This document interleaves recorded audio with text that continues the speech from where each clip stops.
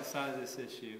And I'm telling you, I'm convinced that if we don't win back our party, and I'll tell you, I actually called Joe before I got in, and I said, Joe, you are, in my opinion, the most controversial leader in Texas history, at least in the Republican Party.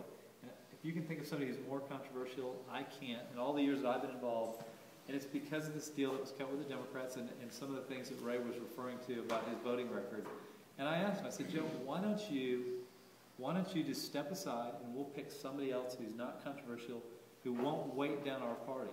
Because the baggage that you carry with this deal that you cut with the Democrats and your voting record is going to hurt anyone that supports you.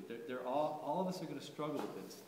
And I personally, whether I run or not, I can't support you.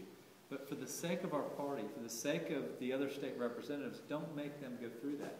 And of course, obviously he didn't listen to my advice. But had he done that, he would have taken all these state reps out of that position of being conflicted, and we could have picked a qualified person to run for state representative without all of this controversy. And that's the way it should have been. And unfortunately, it's not. So here we are.